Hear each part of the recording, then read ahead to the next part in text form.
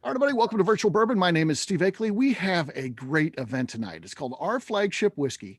And we started doing this last summer, and we do it every other month. And when we do it in a month, we do two events, back-to-back weeks. And this has proven to be our flagship virtual bourbon event as well. It's great to hear from so many people and get to see their passion, see the people behind the brands. This is by far the most popular events that we do. We've never had a situation where these don't sell out. So there's 50 tickets that we sell to these, and they all go.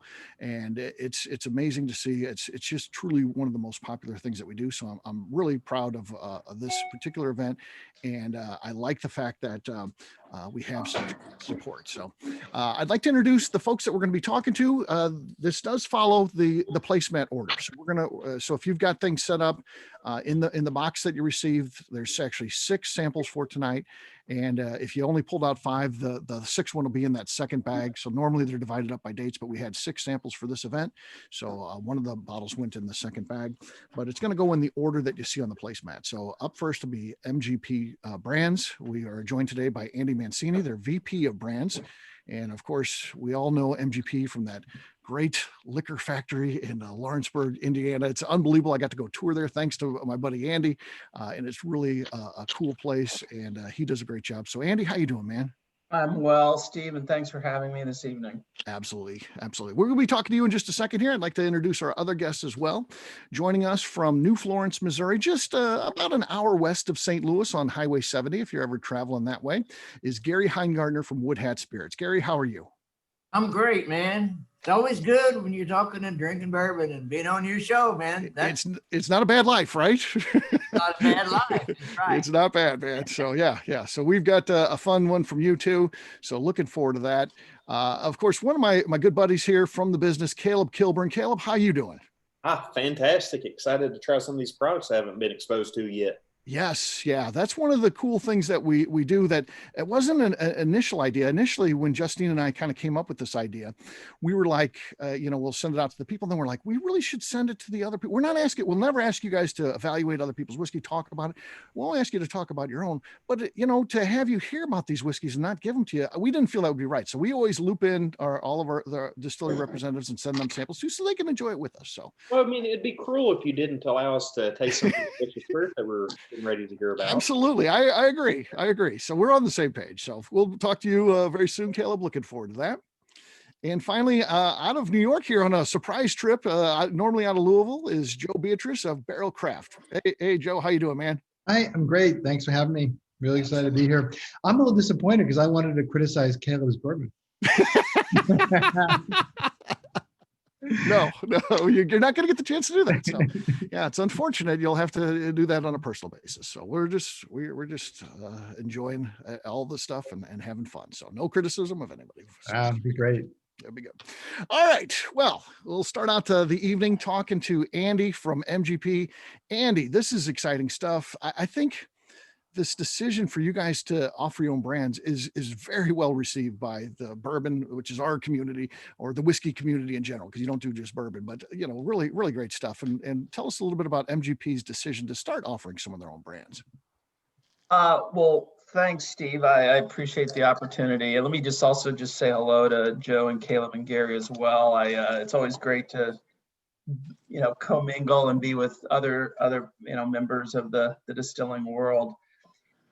Steve, it was 3 years ago that I was first on your show, and we had just launched our brands initiative. And, you were very, very kind and very patient with me and with the team on, talking about what we were hoping to do. And, fast forward 3 years, we have 6 brands and, a couple hundred gold medals, and we're in 16 states and having a great time. And we're really excited about all the things that we can help bring to the market.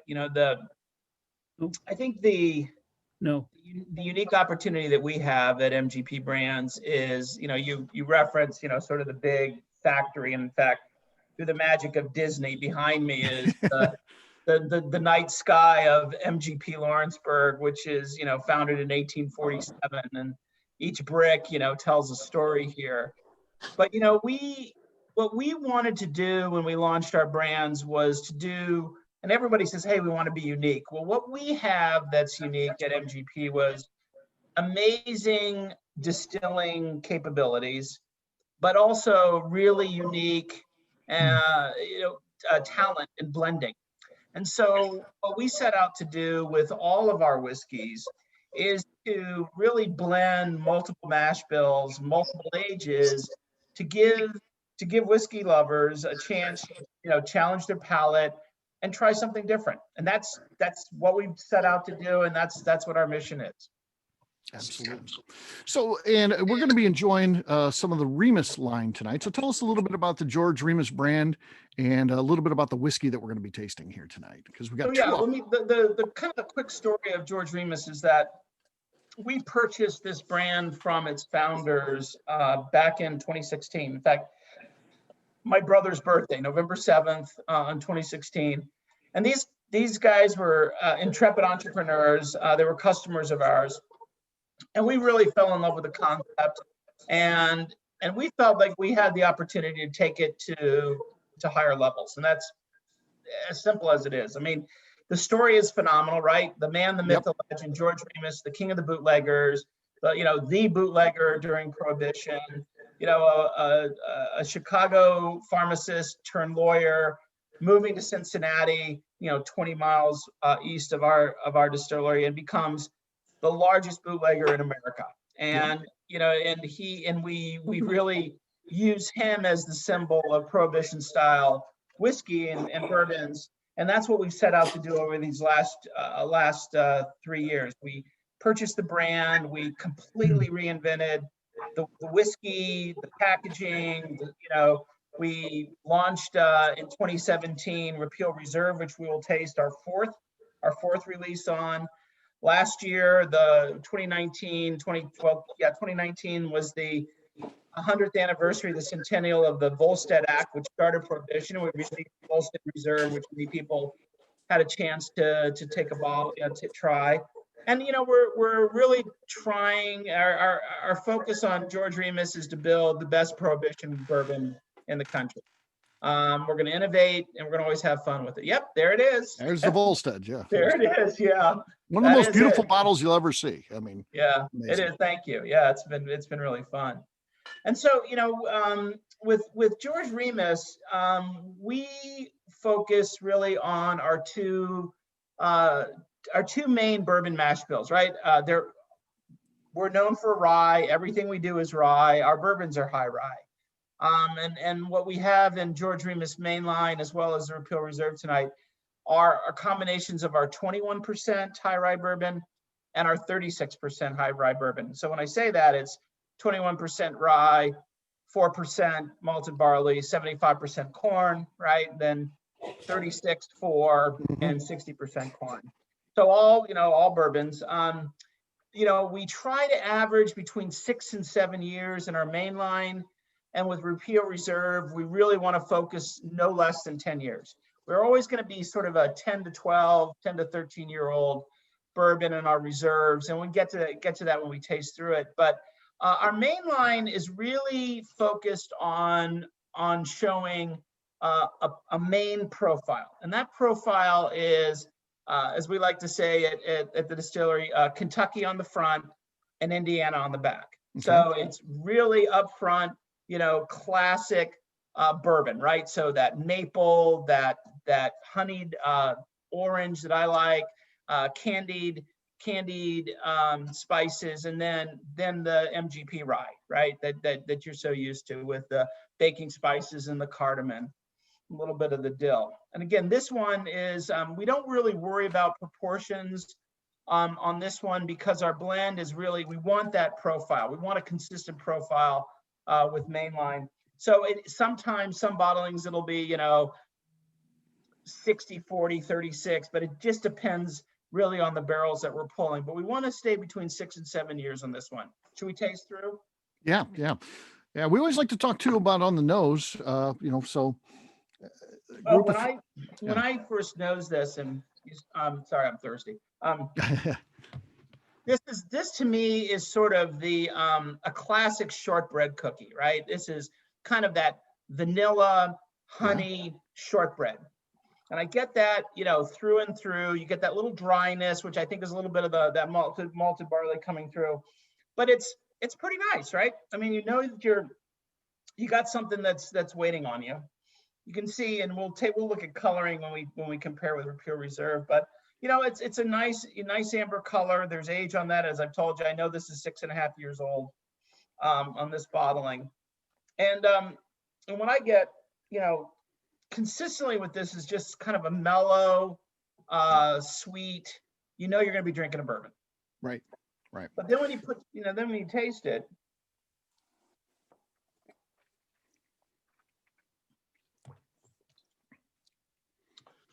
to me, the rye really blends pretty immediately. About mid palate, you're getting got all those great spices, those baking spices. I always get a lot of dill and cardamom with this. That's just my palate.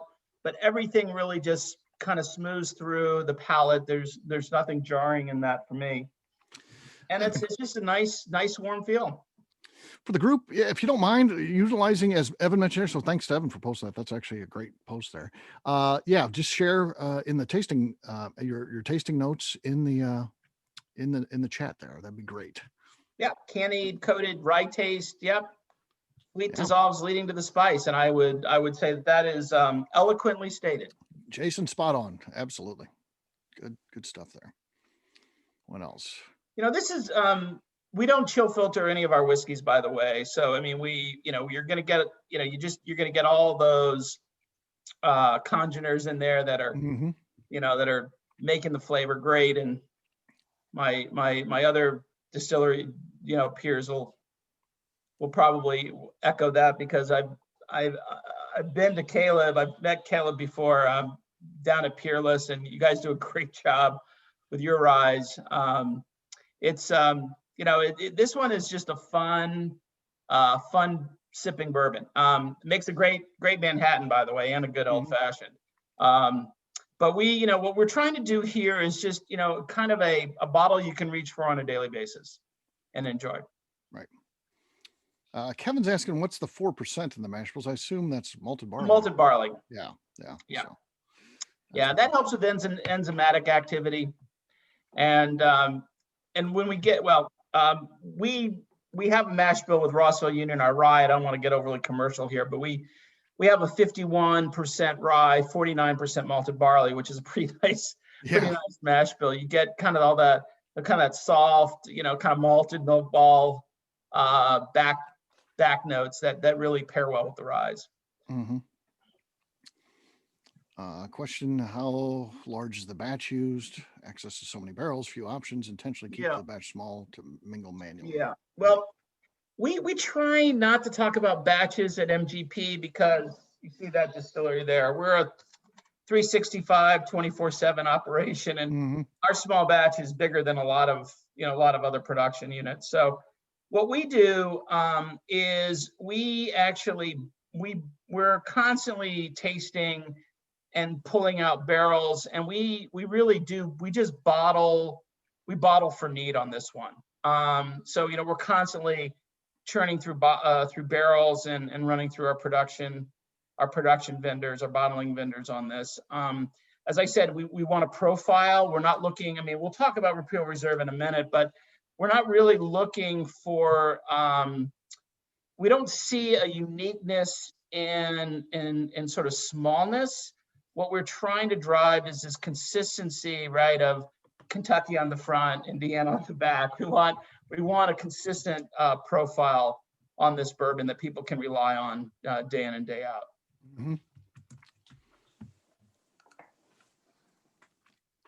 What other tasting notes from the group here? Anything you guys want to add in on this one? I mean, I'm certainly getting honey. Finish is nice. I mean, it's nice, warm. It's not incredibly long finish, but it's good. And I like the little bit of heat that kicks up kind of after the fact. So you get a little bit of that spiciness to it. It flares up a little bit later. Yeah, it's a 94 proof. That's a kind of a standard proofing for us at MGP Brands. It kind of keeps the flavor within cocktails, but it's a heavy enough proof that you'll enjoy it sipping by yourself. Mhm. And we also don't want too much heat on this, right? I mean, Right. this is this is one where you're meant to be enjoyed, couple of cocktails, and drink responsibly. Excellent. All right. And our next one, Andy, what do we got? What else do you have for us here? Well, this is our flagship bourbon. This is Remus Repeal Reserve, and I'm sorry I wasn't a very good marketer tonight, but this is the mainline Remus, if you guys aren't familiar with that. So we've got Uncle George here on the front, on the face of the label, if you can see that, and the dark black line, George Remus. And this is our Remus Repeal Reserve. I'm trying to see if you guys can see this. This is an atypical shape for a bottle. This is square. It's very, if you've ever seen this, you have it. It's very much representative of the Art Deco era, which is what we're trying to showcase, because George Remus was the inspiration for F. Scott Fitzgerald's Great Gatsby. We have records going back to 1920 and 21 where George Remus and F. Scott Fitzgerald actually met at the Seelbach Hotel in Louisville, Kentucky. And he invited F. Scott Fitzgerald up to his palace, his farm called in Cincinnati to go to George's New Year's Eve party. He's famous for throwing lavish parties, giving out amazing gifts. At one party, he gave all the men husbands diamond stick pins, and all their wives cars. He was like the first Oprah. Every wife got a car. Mm-hmm. In another party, he literally bought out the entire inventory of Cincinnati's largest jewelry store and handed out all the goods throughout the party. But with Remus Repeal Reserve, as I said, this is our 4th series. This is the 2020 edition. Every series is different. We pick our best barrels between 10 and 12 years old, and we let the blending team go after really a palate challenger to try to do something unique. They can pick, any barrels, any vintage, again, 10 to 12 years old. And this year we just used the 2008 barrels. It's about 3/4. It's 77% of our 21% rye and 23% of our 36% rye. And every series we put the mash bill mix right on the front label. We're not trying to hide anything. You can see it. Our first release in 2017 had 4 different mash bill combinations. Last year had 3 different mash bill combinations. And it's really a chance just for you to enjoy yourself. So, when this, we release this every fall. We used to do it on his birthday on November 13th, but we got so much demand and really requests for it that we now release it for National Bourbon Heritage Month in September. And we don't, it's not allocated, but it's a limited release. So when it's gone, it's gone. It usually lasts about 5 or 6 months. And then we'll release again the next September. But when I try, every time I nose, at least Series 3 and Series 4, when I nose the Repeal Reserve, the first thing I get is cherry Dr. Pepper. I get this bold, dark cola, this bright cherry nose, something really inviting, right? Not kind of that syrupy cola flavor, but it's something kind of deep, dark. I get a lot of dark fruit in there, but I get it really pleasant. I'm like, I love Dr. Pepper, so it's like, oh yeah, it's got that kind of pruny, kind of cherry. It's kind of fun with me. But then you're kind of digging a little bit deeper, and again, you get that. What I get are sort of like what I call crispy Christmas candies. That kind of that sugared cherry, sugared orange, and of course, you're gonna get your traditional bourbon, maple. Get a little tobacco on here, a little leather. Now, so, for me, there's just a lot going on. This is, to me, it's like, wow, let's sit in a leather chair and let's just sit back and have a deep conversation. Yeah. Dave and Adina say leather and cinnamon. Definitely. See it on the taste what we got here, folks.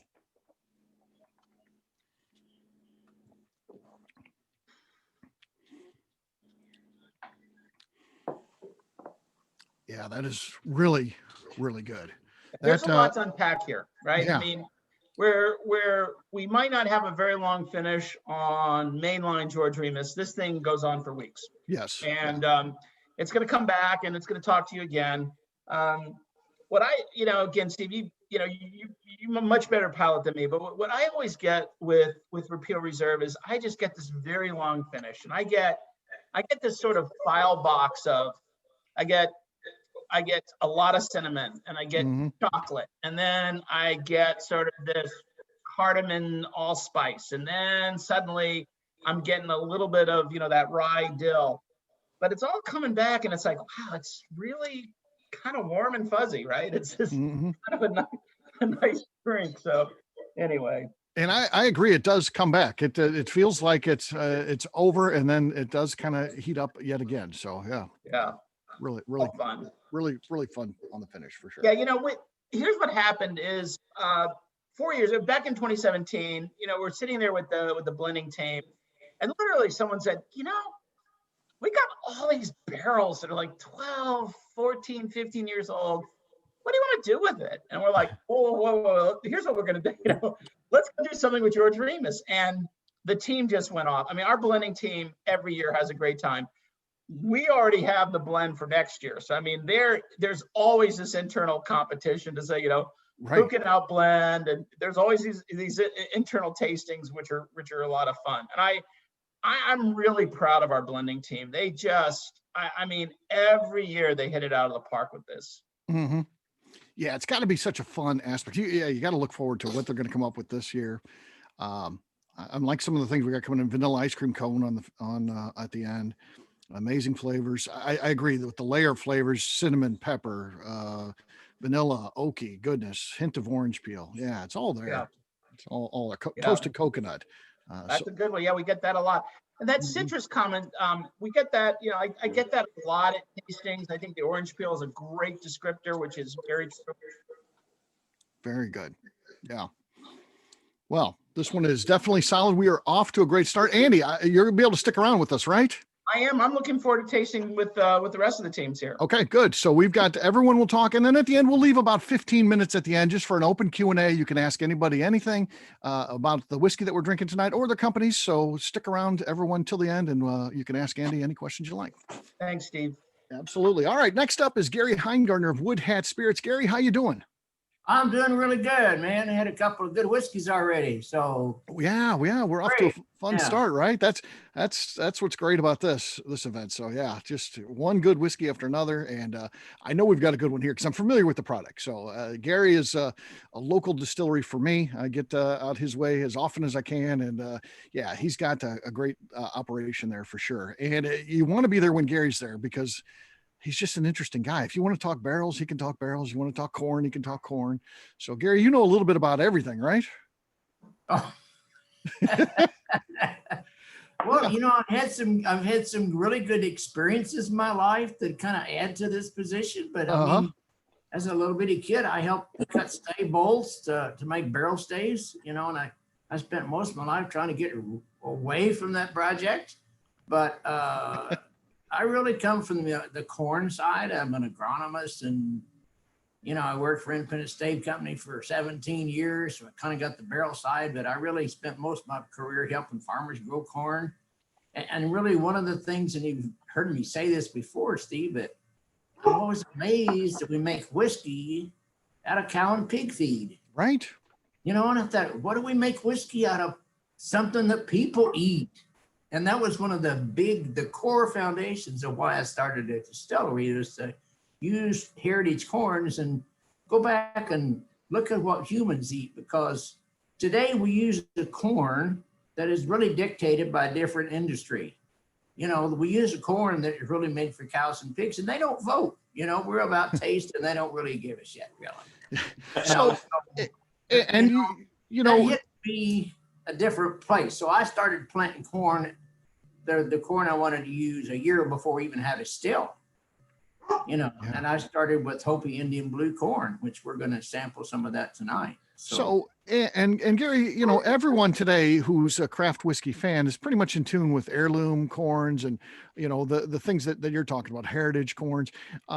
but really you're at the forefront of this and you are committed to this. How many different types of corn did you grow this year? Just this year?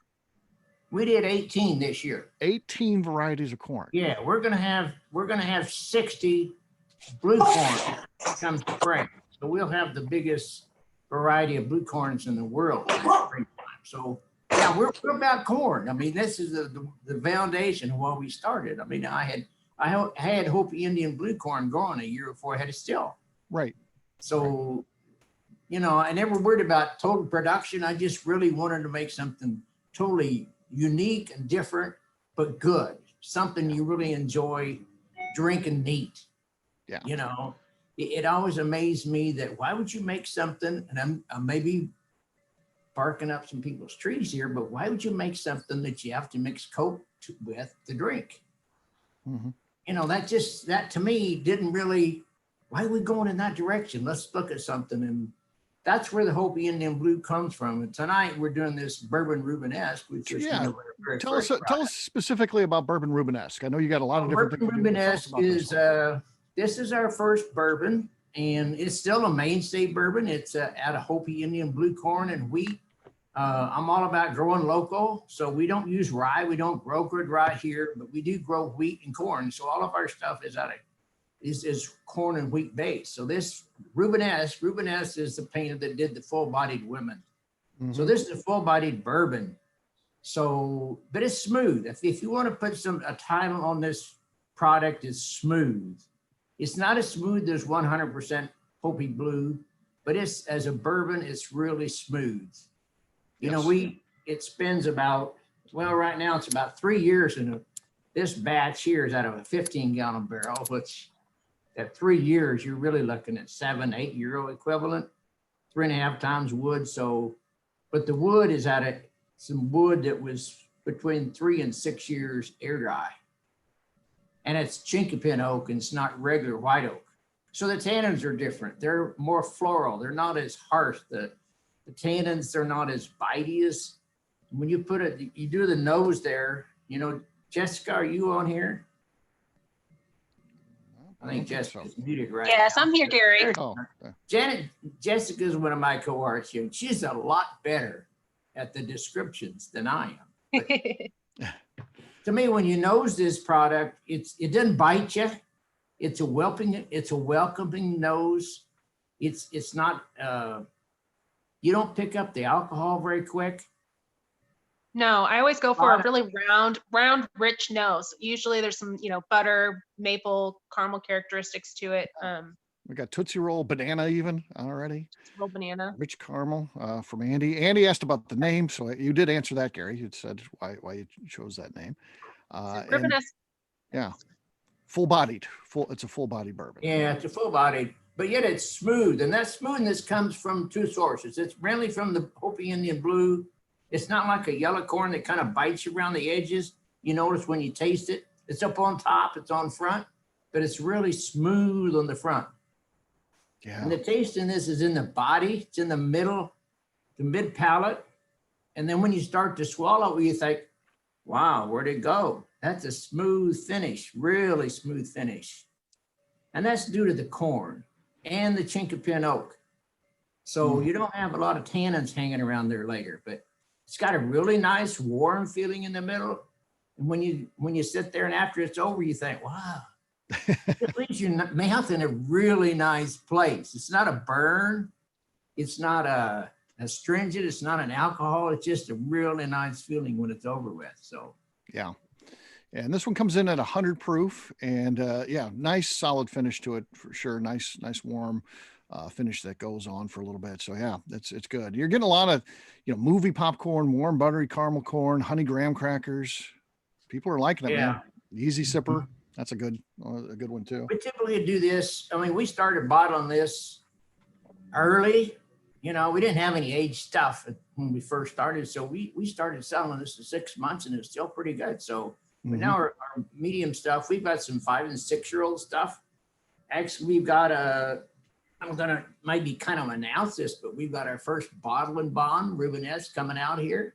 Oh, nice. Gonna be, Congratulations on that, Gary. That's cool. Yeah. So this one in the this went in the barrel of October of 15. Yeah. So Very nice.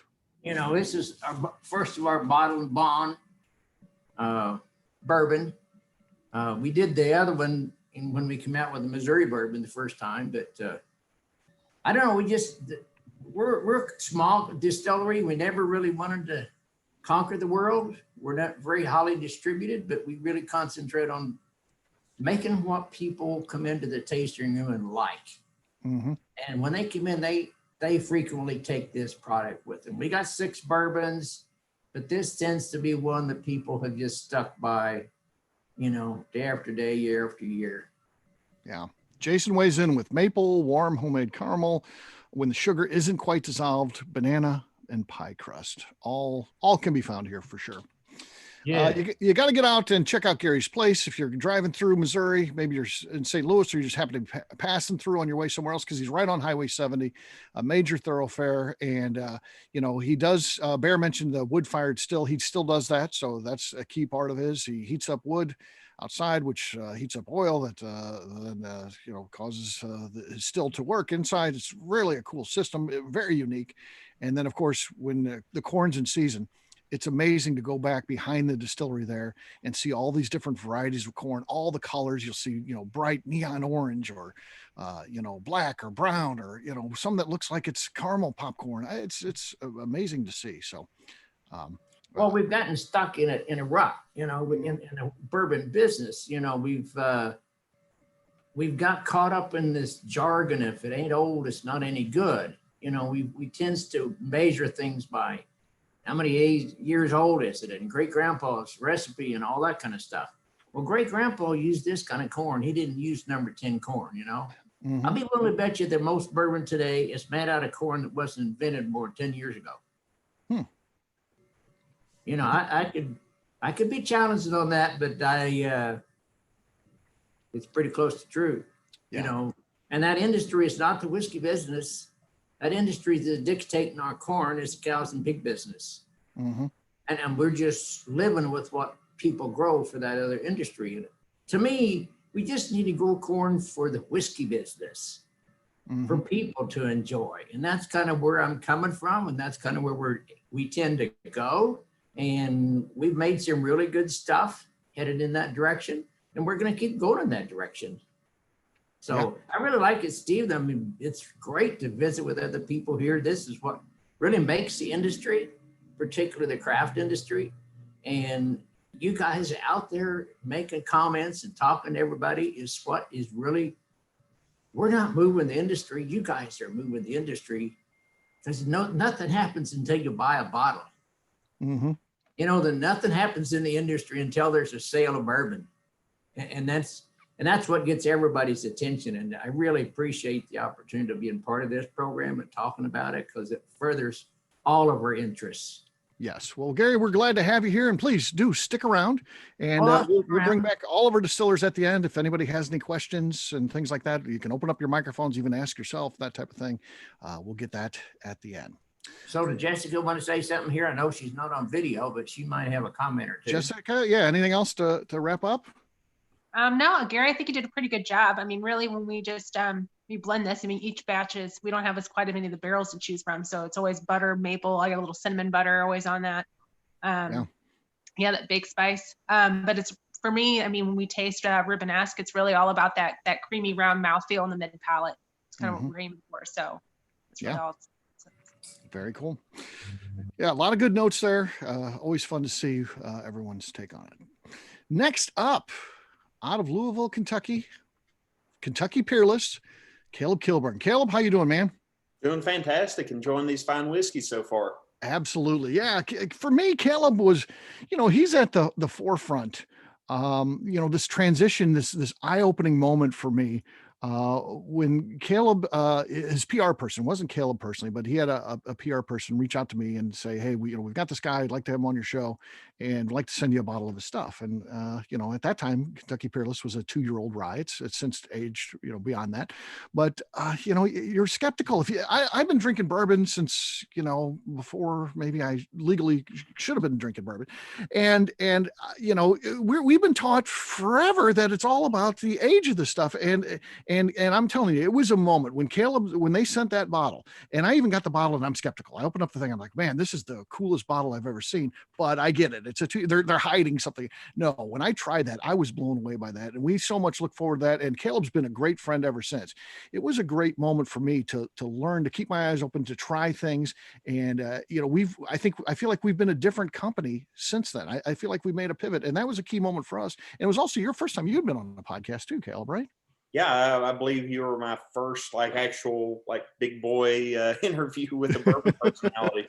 Yeah, So that was a very exciting moment, and you all have been amazing to me and the company ever since. So yeah, thank you for that. yeah. We've definitely had a great relationship since then, and it's been good to see. And I enjoy your products. I like what you guys do too. I always say, no one does a better job in terms of putting the tasting notes. And these events are so great because there's a comment in here. Someone made a comment that I think it was Eric Johnson says, I was searching for what this taste I had was.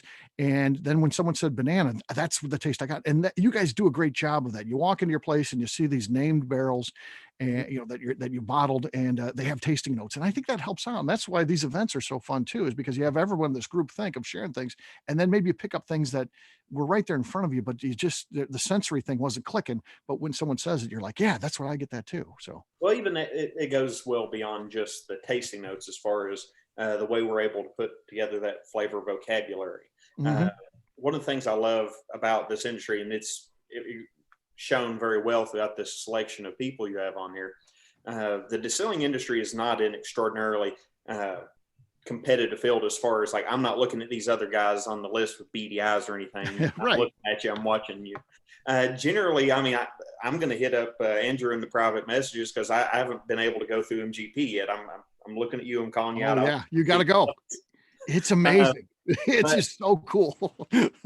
So you were referencing how we put things together as far as the flavor notes all the way through the way we actually make our whiskey. And as you can tell, I've got a little darker hair than some of the other gentlemen here. I'm a newer guy on the scene. Yeah. But I've been very fortunate to have been able to learn under some amazing distillers, whether they have master beside their name or whether they're some of the people who are in the trenches who maybe don't get the glory. I've been very fortunate and blessed to be able to learn under some amazing people, even beyond the distillery side. Fred Minnick, Peggy No Stevens, even Chris at Westport Wine and Whiskey, some amazing palates who are willing to come in, be patient. And usually when someone comes in for a single barrel selection, they're not used to me saying so how are you tasting? What are you doing? What are you getting? Everything's built on this questioning mentality, and that's really the only way you learn. I hope to still be learning when I'm retired from this job. Yeah. Caleb, one of the cool things, you came into a heritage brand, a brand that had been around for a long time, but did go away, and you guys were bringing it back, and you didn't have anything you'd like to talk about. It was a clean slate. You didn't have, this is the mash bill, we're going to use that type of thing. So tell us a little bit about what is now your flagship whiskey here that we're going to be tasting tonight. How did you come up with the recipe for this, and how did you put this together initially? Well, as you referenced, Peerless is, even though it's a relatively new distillery with a new bottle on the shelf and new distiller, it's actually a revival of a really old family brand dating all the way back to 1889, shut down as part of the war effort during the First World War. They continued to sell medicinal spirits, eventually running out of inventory, and then it lay dormant within the family for 98 years. There was no old mash bill. There was no set of instructions, no old bread recipe or baking that influence. So when Carson and Corky brought me in as the ringer to help reignite and rebuild this family brand, it was really on me to decide what went into the product. As I'd mentioned, I'd had the good fortune of learning under some amazing people, having access to some amazing resources as far as intellectual knowledge, as far as people who are willing to weigh in and show me and teach me. And as I'd go around to these different distilleries, I'd see how each one had their own philosophy. We're on our third presenter here, and I think any of the three of us would agree, everyone makes great spirits. Both the gentlemen before me deserve all the respect in the world. MGP, Woodhead, Barrel that you're getting ready to speak to, all amazing brands. And we all have these very niche nuances in how we make our whiskey. So after going around to many, many, many different distilleries, learning and seeing and tasting and evaluating, I was able to cherry pick the ideals that I felt were special to me and I felt carried merit. And I shied away from some of the things that I felt may have some ulterior motives, particularly financially. Mm-hmm. So when we started up, one of the kind of break from tradition routes I wanted to go was using a sweet mash. We won't go super in depth. When you do a sour mash or you're using a piece of a prior fermentation, it's similar to a sourdough bread in that it produces a sour gritty note. This is very traditional with whiskey. It's something that's very common. You have to get a little bit creative in distillation to clean that up. From my perspective, it was going to produce a lot more variability for me to try a sour mash. And by going with the sweet mashes is where you start with fresh corn, fresh rye, fresh barley, first generation yeast, use it one time, and then you discard everything. It's not economical. It's not free on your waste stream or your utility bill. But what it does is it produces a very sweet, very floral beer that then when I'm distilling, I can be very aggressive, harvesting tons of florals and fruits and mouthfeel and all sorts of character from that fermentation from the grains. So that's a very non-traditional way that we make whiskey. But then we actually circle back around to something that is a relic of the past that isn't used anymore, and that we use a very low barrel entry proof. If you look back 100 years ago, whiskey went in the barrel below 110 proof. It was matured and then is generally served out of the barrel. The barrel was the primary unit of sale. So most everything was at a high proof or even at barrel strength. So our decision was we want to go into the lower entry proof because that produces a bolder, more flavorful whiskey. And then by not diluting it, the same way if you had a glass of whiskey in front of you, if I dumped a few ounces of water in on top of it, it's not going to be nearly as full and robust as it was before. So unless you're diluting to make it palatable, as in like maybe it's a little too strong, there's too much alcohol there, I don't see much merit to it on our end. Because again, our focus was let's get it as good as we can in the barrel, and then let's just try not to screw it up on its way to the bottle. Yeah. Yeah. So, and of course you did all these cool things. Was it a challenge for you, or, did Corky just kind of say, it's your deal, run with it? Because you're talking about some things that make it more expensive. You know, sweet mash, going to lower barrel entry proof. You're talking about not cutting corners and doing things cheaper. You're talking about adding expense. So were they okay with that, or did you have to pitch them on this idea? First off, Corky's fundamental purpose in life is he wants the best whiskey possible. Mm-hmm. That is his focus. If I go to him and say, hey, for instance, on the barrel entry proof, it doesn't sound like very much. You add some more water to it. What it actually does is it expands the volume of the whiskey prior to maturation. So instead of storing everything very compact at 125 proof, which is the maximum, by going ahead and diluting it to that bottle proof, in reality is what it's going to wound up at. I expand the volume by 17%, which still doesn't sound like a lot until it's 17% more barrels, 17% more warehouse slots, labor, shipping, everything goes big. And then when you get to the end of the day, after you've had it diluted and you go to dump all these barrels, and all of a sudden you can't add water to it to dilute it. Your labeling becomes infinitely more complex because every single batch is going to be at a different proof point. Again, we don't add water. We don't control it. It's however it comes out of the barrel, that's how we bottle it. Yep. And for reference on scale, we are a gnat compared to a 747 that Andrew's flying there. We're a very small place. We'll make 10, 12 barrels a day, 4 days a week, and then we do a half day on the 5th. I mean, it's a small place. We have enough employees to where tomorrow I'm going to be out at the Rick House loading barrels outside of town. Next day I'll be out there again. Day after that I'm coming back and we're starting to batch barrels. I mean, it's everybody in the company has to do. We get to wear a bunch of hats. Yeah. So none of them are wooden. None of them are stylish. Yes. Yeah. So interesting stuff. And, what I like about what you're doing, though, is you've had this autonomy to create this unique whiskey, and it's been amazing stuff. So tell us a little bit about the whiskey itself. What are we going to experience here as we get ready to nose this and to taste it? Well, why don't we do this? Why don't we go through it? We'll nose it, and then let's diagnose what we're getting. Okay. That sounds good. Everybody. get that whiskey. And Steve, it looks like you're giving yourself a heavy pour there, man. Make it through this. if I drop before the end, Justine will pick up and finish off this session for us. There you go. So Looks like he's also using a I love Peerless that. glass. I'm sorry, what was that? I said it looks like Steve's also using a Peerless glass. Yeah, how about there. that? That is correct. I'm using a Peerless glass, so yeah, bonus points for me for that one. Maple candy. I Love get it. that. Maple, caramel, rice spices, leather, cookies, Almonds. almond, lemon butter, Honey tangerine. tangerine. I love that. Yeah. So two of Wrapped in the, sourdough bread, even. I didn't see the Yeah, rest. it takes it a step further. I love it all. So Mhm. for me, particularly when you come through our nose, two of the staple notes that I find myself constantly saying to the point that it's nearly boring, it's almost white noise, is we always have this really nice balance of like citrus zest, whether it be lemon or grapefruit or even orange. It's something where it's not overly sweet. It's just that dry, spicy citrus, usually coupled with something like cedar, where it brings a little bit of warmth to it, a little bit of creaminess in that nose. Usually that'll get burst up with some vanilla. I saw cookies in there. That's a great descriptor, but it's more like a molasses cookie where it's that darker side of the sweetness. Mhm. And that's one of the things I love about the rye grain in and of itself. It's not the bright white sugar hot sweet. It's more of like this rich, creamy caramel molasses that's just this deeper, earthier side of the sweetness. Yeah. So let's move into the palate.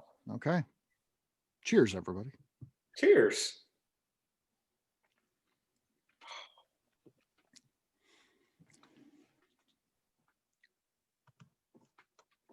Thing I love about this, particularly leaving it at that barrel strength, there are so many layers where there really isn't a gap.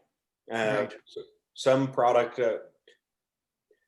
particularly when you don't have, early on when I was mingling, I would get to a point where I was almost happy with the batch and then have to throw in like 5 or 6 more barrels. So again, we make 10 to 12 a day. I don't have access to full rick houses.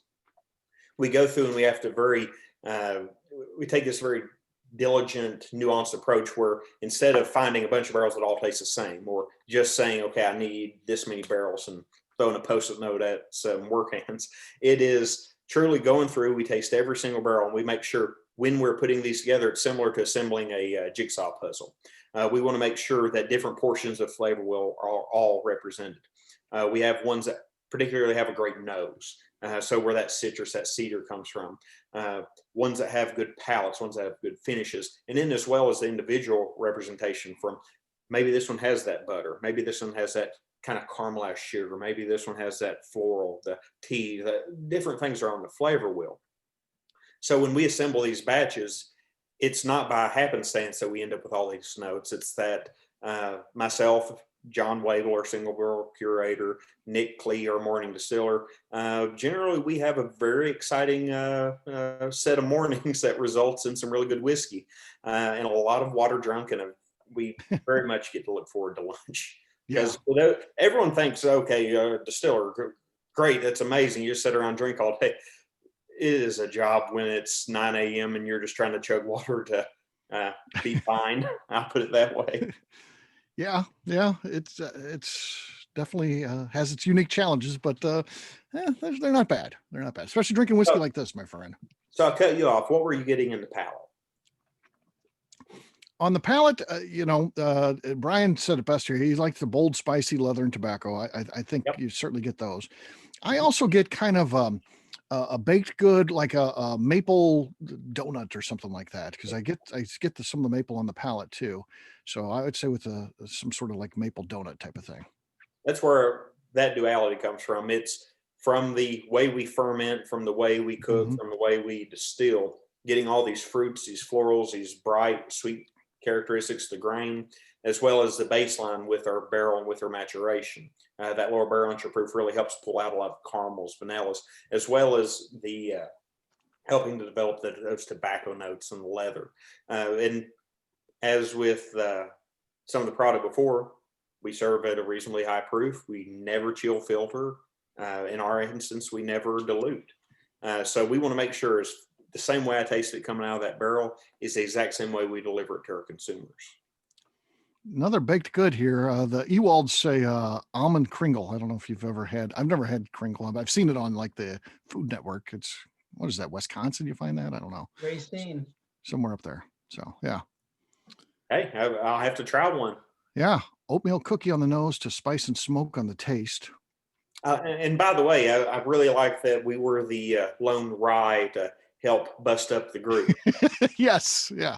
Well, we appreciate you being here and doing that for us. Hey, it's very exciting. I look forward to the Q&A at the end. Yes, absolutely. The Bear, he wasn't a fan out of the gate, but he is a fan now. So it's good. I hope you're enjoying this one, Bear. Good stuff. Absolutely. Cheers, buddy. All right. We have one last speaker. He's also brought with him two samples for us. Not a bad gig. Coming in at 112 and 124 proof. So we're saving the heavy hitters for last. So Joe, how you doing, man? Doing great. Really, really nicely curated group of products. I really love the range of it. It's really terrific. Yeah, these events, some of it you get lucky on. We came up with the idea, and then we was like, I think 4 is the right amount. It keeps things moving. You're trying different things. You get to hear from people. So, and it's played out where it's just worked really well. So, these events are definitely special. And not only do our team enjoy them, we always hear back from the distilleries. They like doing them too. So it's fun. For sure. So Joe, I would assume you're a lot poorer these days from investing in cases to hold all the trophies and awards you've been getting. You've been getting a lot of awards recently, man.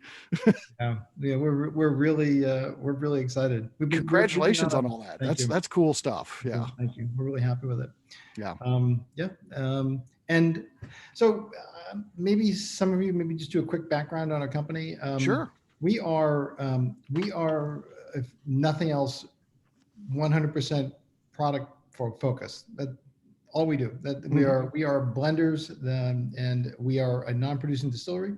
And over the course of the last almost 8 years at this point, have been collecting barrels from all over the place, and we have a very large, essentially, pantry to choose from to blend our different products. We produce about 4 of our batch products a year. We do of a bourbon. We do 1 to 2 ryes. We produce rum periodically. We do a number of different whiskeys and sort of specialized whiskey, which we're tasting tonight. One of our whiskeys is the Dovetail. We have another one called Armida. We have another one we're about to release. And we do a lot of single barrels and what we call private releases, which are blends of whiskeys or bourbon that have different finishes, and we'll do them in sets of about 48 different finishes at a time. Mm-hmm. So we've been busy. We've had a really interesting year. We had a lot of growth. We're if not the largest, one of the largest independent merchant bottlers in the United States. We've had just really great run. We're really happy with where we are, and it's only all about the product. There's no other story here except what's in the bottle. Mm-hmm. Everything is cask strength. It has been from the beginning. There's no chill filtration. Everything is limited release, which can be as low as a single barrel or a small private release, which could be 50 gallons up to some of our batches or 3,000 or 4,000 cases at a time. We're constantly bringing new and different innovative ideas to the table. Also, everything is limited release, and there's a reason that we did it like that. When I started the business, it was really all about blending the best possible product we can from our ingredients, and hoping that our customer will want to try, because people want to drink something new all the time. And so what baked into the concept was that we always have something new for people to try. And that's really integral and core to everything that we do, that there's something different for you to try. You might love one more than another, but they're all going to be different, and nothing gets in that bottle unless it's perfect as far as I'm concerned. We've expanded our blending team. There's 3 of us that do it now, and we spend most of our time blending, blending hundreds of different combinations of products at any given time. So that's what I do. We taste a lot of whiskey. And we hope you really like what you have here. Absolutely. So the first one that's going to be up is a blend of bourbons, correct? Yes. So Yeah. this is batch 26, right? 26. 26. So part of just a note on how we blend before we get into it. It's a bourbon. It is made up of 9, 10, 11, 13, and 15-year-old barrels. I'm sure you all know that the age on a bottle is the youngest barrel. And one of the reasons that I think our products really shine through is that we will put whatever barrels we need to balance it out and make it right. And one of the things that's common to all the products we do is we try to give you something to look for, something in the front, in the middle, and the end, and the finish. At every point in time, there should be something really interesting and transitional. So we select from dozens of different mash bills and ages from different states. Predominantly, the bourbon batches are Kentucky, Indiana, Tennessee. And this particular one is just a quick note on how we blend. On this batch, the way we did it is we got the 9/10-year-old barrels first. We did those first. We were looking for a very specific balance in them. They're higher rye mash bill, and so we were looking for like the brightness of that. And then we layered in the older barrels to give it a little bit of depth, to give it a little bit. You can taste a little bit of you can taste the age on it, but it doesn't knock you out. This is a 9-year-old. We do a lot in the 5-year-old range. I happen to I think the sweet spot in bourbon to me is 5 to 8 years old in general. I just prefer that the grain's more forward grain. I don't need to chew on the wood so much. So the older bourbon, it tends for me, except for in limited cases, I'll talk about that one second, tends to be really more of an accent piece to help round out the flavor. We do some limited editions releases on older barrels, and those are ones that are just really special and have that candiness and sweetness and a beautiful flavor. We reserve those for some of those releases. Anyway, this particular one, what strikes me. Oh, let me just do I have enough time? Let me just speak a note quickly to our process. So we may blend 100 different combinations and proportions per batch, maybe even more depending on it. This one was up there in the number of combinations we did. And so the way we do it is we get representative samples of the barrels. In the lab, we put them together, come up with what we like, which is our theoretical, and then we have to go out and replicate it in the real world. And so then we start dumping barrels, and we dump them slowly, not in terms of how fast they dump out, but how fast we add them and how many we add. And we taste constantly. We had Vendome built some large tanks, some proprietary functionality in it in terms of the way we pipe it and the way we move things around, the way we agitate it, so that we can blend and taste at a relatively quick pace, and then and so we have an idea and indication of where it's going. So that's sort of the way our process works. And I think, Caleb, I think you were just talking about this. This is one of the things that always astounds me about blending, is how much one barrel can make an impact on a couple thousand gallons. If you told me that and I didn't do it, I wouldn't believe it. But it is just mind-boggling to me how that works. There was there's in this batch, there was one whiskey that was only 25 gallons out of a 3,500 gallon batch. 25 gallons. And when we tested it, which would have been 5-gallon differential, it changed it so much, I just couldn't believe it. So that's why one of the most difficult things is knowing when to stop, knowing when to say when, knowing when to stop and say, right. This is done. And so that's why our numbers vary so much on our batch sizes. I would like them all to be as large as they can be, but when the flavor is right, we stop. And if it's smaller, then it's smaller. Anyway. getting back to this one, this whiskey for me is all about bright fruit. This is a bright fruit bourbon to me. There's like those candied grapefruit notes. Root beer. This is to me, it just tastes like root beer. Root beer. This one. And there's even one of the things I really love. There's a coconut dimension to it. The other thing that I get on some of our bourbons is juicy fruit, and I have to tell you, I say that once in a while, and I think we'll be okay in this group. But when I say that, I get blank stares back, like, what is juicy fruit? You know? There's enough gray in this beer that, the juicy fruit reference is okay with me. Yeah. So I say dragon fruit. How's that? Is that close to the beer we're talking about? That's pretty close. But we spend a lot of time parsing these flavors, and if you look at our tasting notes, they're pretty whimsical, but they're hard-fought tasting notes, and we get all those elements. Anyway, all right. Anything? You're getting some on the note. I said peanut brittle. The other said roasted hazelnut, cardamom, lemongrass, orange, fruit and trail nut mix, juicy fruit, to fruit stripe gum. Fruit stripe. Yeah, another classic, right? Fruit stripe gum. You have to put all 5 flavors in your mouth at the same time. Right. And Ed's coming in with tobacco, leather, vanilla, chocolate, cherry, nuttiness. Yeah. Cherries and cocoa, definitely. I think in this one, cherries way in the back. I get a little cherry. Yeah, that's a good one. Yeah. All right, let's give this thing a taste. We got to try this. Cheers, buddy.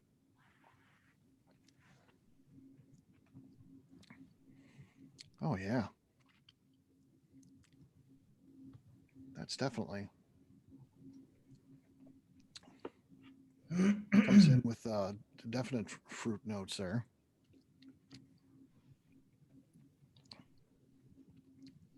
I just like to wait and see what folks are saying here. Sweet, fruit bitters, dark chocolate, great batch. Layers of flavor like a symphony. Thank you. That's a nice compliment. That's how we really think of it. Mm-hmm. Pecan Sandies. Since I moved to Kentucky, I've learned that I thought I knew something about candy, but I don't. The amount of candies that you guys eat down here and different sweet things are just in combination are mind-boggling. I don't know how you have any teeth.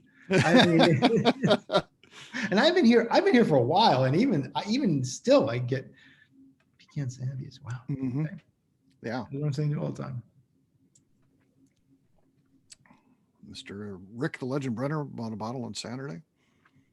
Look at that guy. The citrus stands out. Still get the juicy fruit as it continues. Yeah. Yeah. Mm-hmm. It has a great sweetness to it, for sure. This is why we love bourbon. It's a keeper. Yeah, definitely.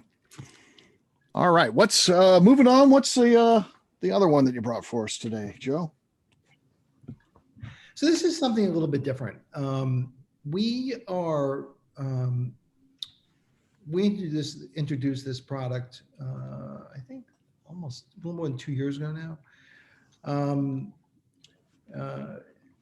We've been experimenting with a lot of different finishes for whiskey. So first, let me say, when we finish a bourbon, we don't call it bourbon anymore. We call it bourbon finished in, and we're very transparent about what we're doing and where and what you're getting. This particular product, there's 3 different components to it. There's bourbon, and then there's whiskey. The bourbon is finished in rum casks, and also we finish a portion of it in late vintage port pipes. So it's a LBV port pipe.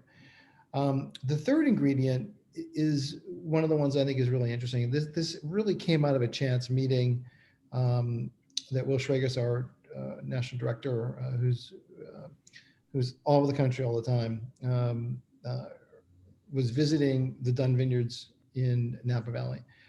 If you don't know them, they're a small family-owned vineyard that it produces a spectacular cab. I mean, I only like cabs when I'm having a steak, and and they make a cab that is so well balanced. It's not big, fat, juicy one. It's just to me, it's a perfect one. And the discussion was something like, we like whiskey, we like wine. Well, let's do something together. And they send us after they dump their barrels, they send us their empty barrels, and we fill them up as fast as we get them. And we really love what that does to the whiskey. So this is a blend of those three different components that we've been doing.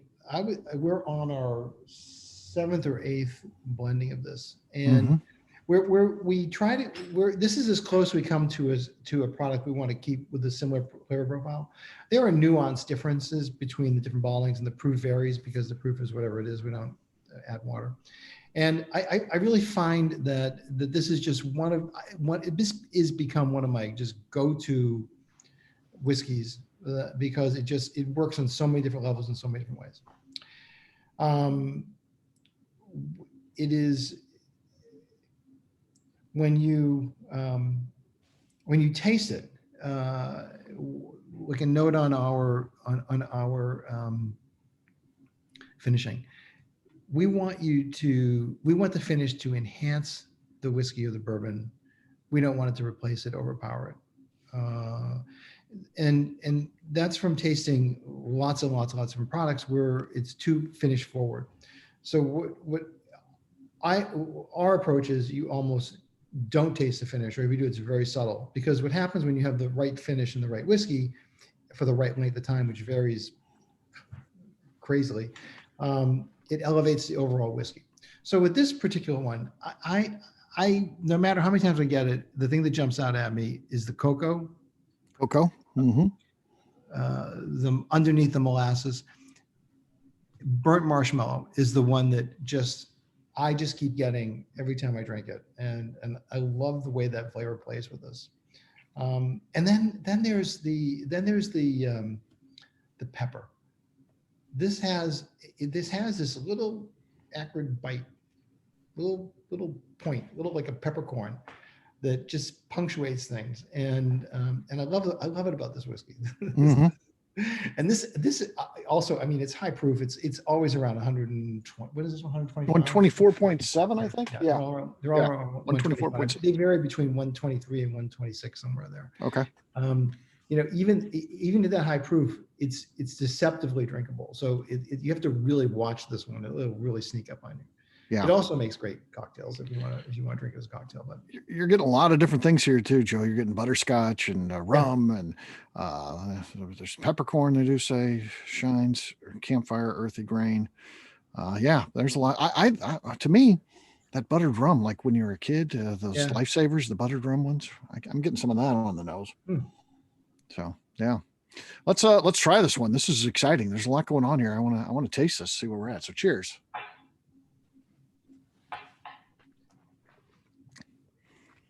Anyway, I hope I didn't ramble too much on for you guys, but I like what I do. Yeah.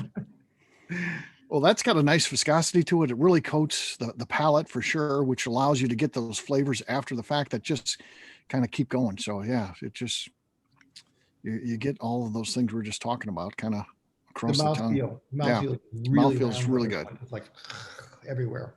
Yeah. Rum soaked pound cake with the bourbon plum sauce. Man, that sounds delicious. Candy corn with butterscotch. Somebody's hungry. There's a lot of great notes going on here. The port comes out in the taste. The Cabernet seems to come out in the finish. Yeah. From Ed Escott, a bourbon obsessed guy.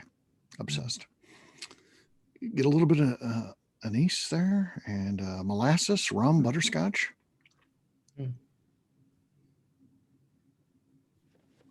Wow. A lot of cool stuff there. Plum note, touch of You guys Concord are grape glad you guys jelly. like on it. it. Yeah. Really like this one. Yeah. Yeah. It is really good, my friend. Well, Joe, thank you for joining us and presenting us with these two fantastic whiskeys, my friend. Thank you so much. Absolutely. All right. It is now time to turn it over to the audience here. You guys can ask any questions you like, whether you want to put it in the chat, I'll ask on your behalf, or you can go ahead and open up your mic and ask a question to the entire group or anybody individually. Feel free. We got about 15 minutes. We do like to keep these on point. We could go on forever. You know, this is a bunch of bourbon whiskey geeks with some really cool people from the world of whiskey. We could keep you here till midnight, but we're not going to do that. So we like to stick to our 90 minutes. So if anybody has a question, that'd be a great time to ask. I got one for the group, guys. Everybody, folks, these were super, super tasty. Thank you very much. My question for Gary, you were talking about earlier that you've grown 18 different varietals of the corn, Gary. So are you guys growing enough of those different varietals to start producing a whiskey bourbon from that? If so, is there one that you're particularly excited about working with in the future? Well, yeah, we do a selection process. You can't do all of this stuff all the time in the volume that we have, that's just too much. So there's definitely a big selection process. And I don't know if Mike's still on here or not, but anyway, we try to get, I know it's kind of trite, but we kind of like to become one with corn. I pick a lot of it by hand because you can know it better. You know how the ear falls, you know how the earworm gets in there, you know how the number of shucks, you know the anthocyanins present in the stock, which, those are real key things in terms of stuff we can talk about in terms of health in whiskey. But I make cornbread a lot and grits. And if we can make 25 or 50 pounds, I can grow 50 pounds. I can run it in a really research still and kind of get a real good feel for what it's like. I think there's going to be a lot more talk about purple coming down the road because of the anthocyanins and antioxidants that it contains, even in the corn cob. But I really love the new stuff coming out of, we did some Brazilian corns this year. They're the orange flints. I think the orange flints are going to knock the socks off of people. Okay. It's probably this last week we did a batch, probably the best white dog I've ever seen come out of a still. Wow. And that's saying a lot, really. But I really think if we look at number 2 Yellow Dent, we're the only country in the world that's sticking with number 2 Yellow Dent. And that's not because of whiskey or cornbread or grits or tortillas. It's because of cows and pigs. Yeah. And that's what we got to work with. I'm lucky that I'm not Andrew in some situations because I don't have the big volume that I need. You know what I'm saying? I just need a little bitty bit to make my decisions, and Andrew's got a bigger decision to make. And for those guys, it's a bigger, two totally different types of companies. Totally different deals. We're in 10 years, we're not going to be making whiskey out of cow and pig feed. I'll guarantee you that. There are better. Gary, we have blue corn too. Oh, I know. Hey, Gary, I have a question. Which blue corn have you got? That's the kicker. And then there's so much that we don't know. Yeah. That's the exciting part about this whole thing is we get into it and we find out, oh my God, we don't know that, So you're right. Yeah. And that's what's so fun about this industry is we can, it's 400 years old and we can still experiment. Yeah, oh, exactly. Yeah, because we've really been stagnant for a long time and stuck in a groove, and we haven't. There's just so many great opportunities out there to grow and look, and I'm just really excited about the whiskeys I have here tonight. People ask me all the time, so if you're not drinking your whiskeys, whose whiskey would you be drinking? Well, I tell you what, I I could have traded off for several here tonight. The happy. good stuff tonight for sure. Yeah. Yeah, we got to get it. good stuff here tonight. But Yeah. your Yeah. answer is this Gary, process. Gary, I can't tell. Do you like corn? Because I'm a little confused here. Just a little bit, right, Gary? I seen Yeah, Gary just at his a little place. bit, He does you go out know, to the field and hand pick that stuff that they can't put on the I counter. hand pick a lot of it. I pick every variety, at least if, we got a combine, we got a corn picker, and then I've got a laundry basket on skids. Yeah. And I pick With at a least belt around his waist, dragging that thing along. I've seen it. Yeah, I happen. hide around I've my seen it waist. happen. and I've seen it. time. And that's really where you get 1-in-1 with corn. You start to know it. And if you get the big shucks, just the fact that it's really bits to get the shucks off. It's also a corn that the moth from the earworm larva can't get in there to lay the moth to create an earworm, which causes a mold and all that fungus on the tip of the ear, which is so prevalent for all of us to get off of there so it doesn't taint our whiskey. The number. Gary, you've got me interested in this Orange Flint whiskey. So you got to get me a bottle of it. We'll do an event where we can get a group like this together. A bottle would be 24 people on an event, and oh yeah. Talk Well, about I tell you what, we can geek out about it. You have an event when you do White Dog. Yeah. Yeah. Okay. I'll tell you where I'm going to rank. I'll tell you that for sure. All right. We'll Just put you up to really, the there's so challenge. many exciting things out there that it's a good The time. White Dog Challenge. It's coming, guys. There you go. All right. Good. Andy, a question came in for you about your use of the term prohibition style. That's not a regulated term by any means. So, No, in so fact, I was just typing the answer, but by prohibition style, what we're really talking about is pre-prohibition, right? So what were the whiskeys pre-prohibition? And Caleb, touched on this. I mean, a lot of it was uncut, barrel strength. There was so much. In fact, before prohibition, there were no regulations, right? So everybody had their own take on what whiskey was, and what we define as prohibition style is a fuller, bolder mouthfeel.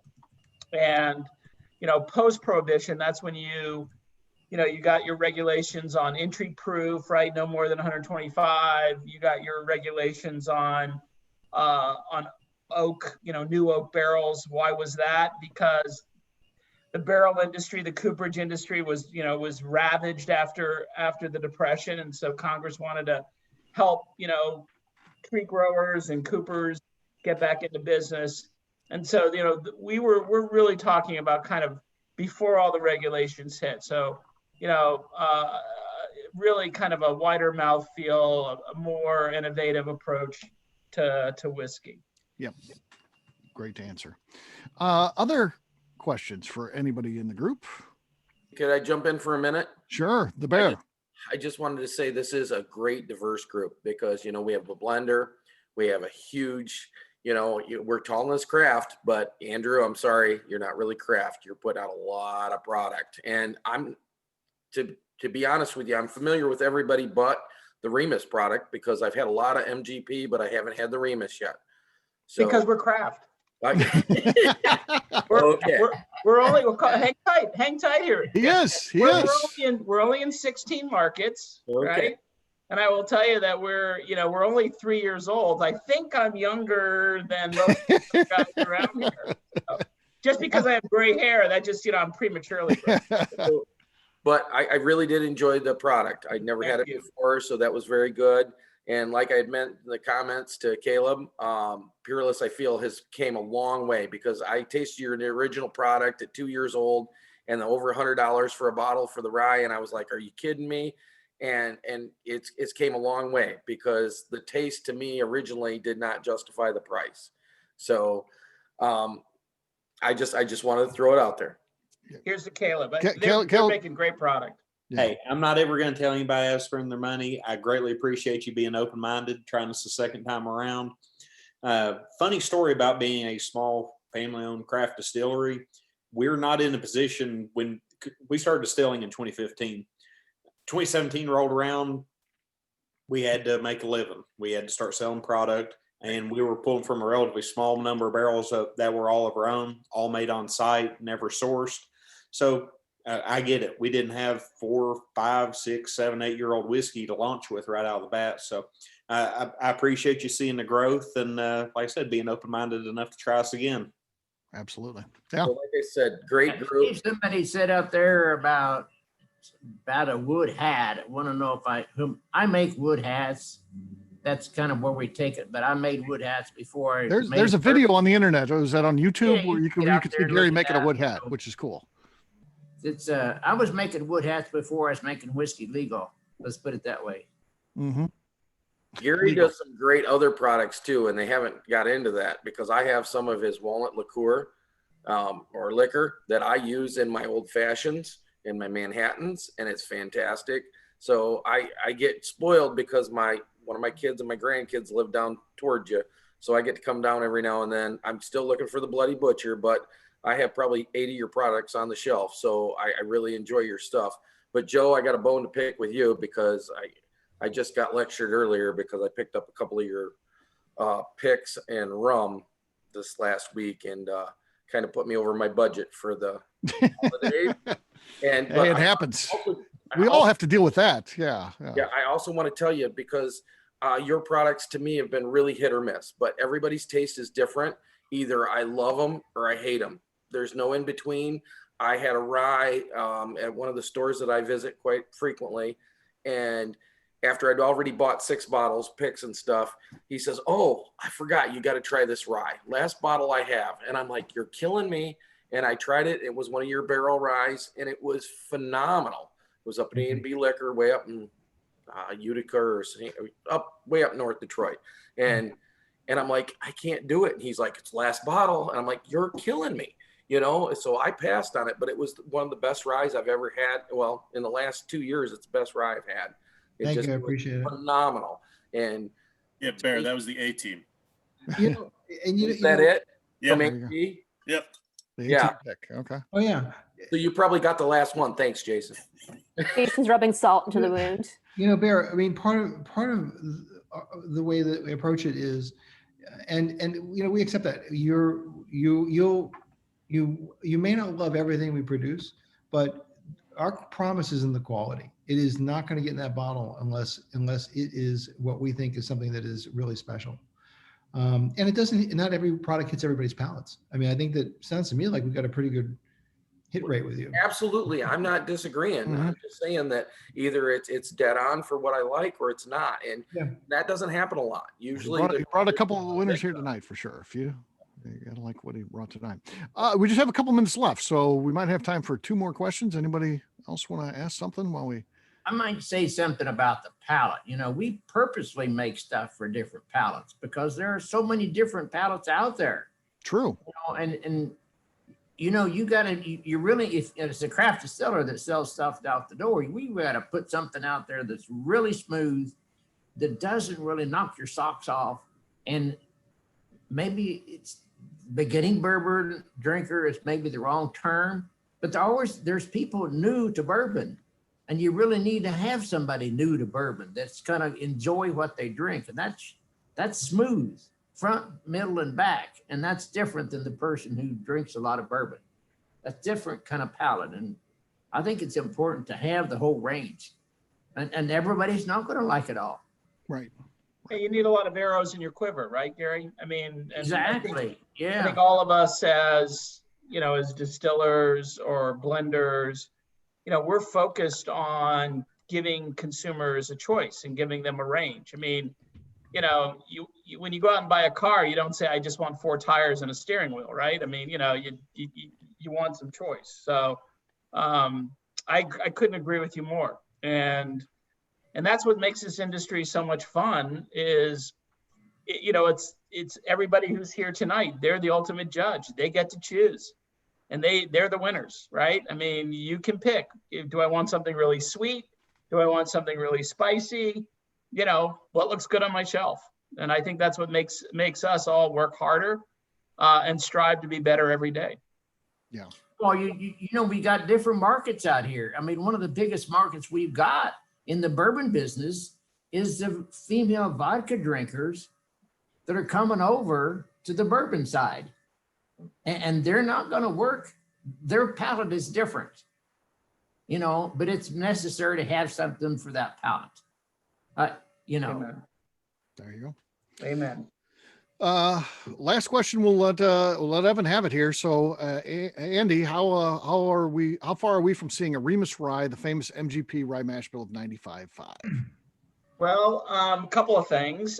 We do have a rye. It's called Rossville Union. We have 2 SKUs. We have our Mastercraft at 94, and we have our barrel strength. This bottling is 112.6. They're both 7-year-old. We don't take a bunch of barrels and cut one to 94 and cut another, leave it at cast strength. We really handpick all of our barrels, and we tell you on the label how many barrels they are.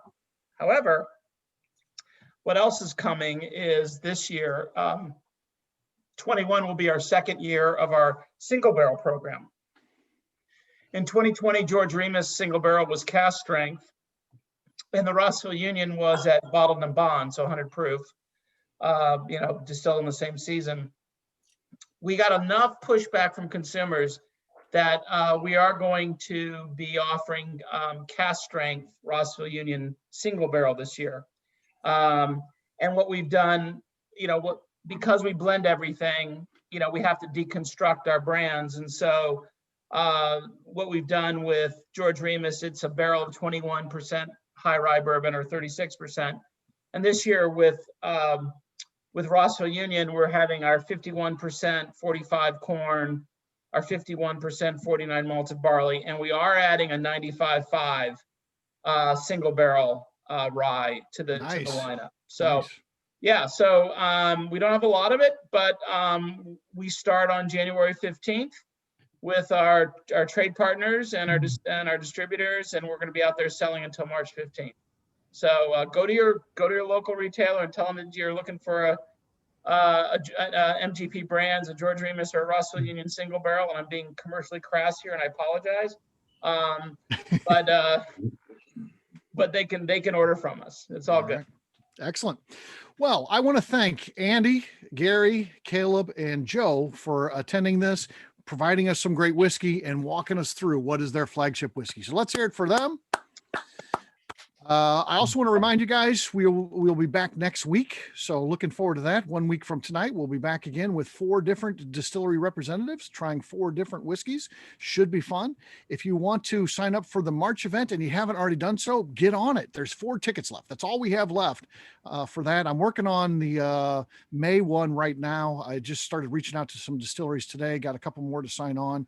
So we will be announcing that one. I'm hoping to have all that ready to go by next week. And I anticipate this thing to be sold out. So if you are interested in attending this in March, I would buy your tickets tonight, because I don't think that they're going to be around by the end of this week. So please jump on it if you want to be part of it. And with that, I'm going to sign off, stop the recorder, but I'll stick around if anybody wants to talk, chat, talk whiskey. I'll be around. But again, thanks for our guests for making for a very special evening. Thank you all. Thank you, everybody. Thank you. Thank you. Take Great care. taste today, guys.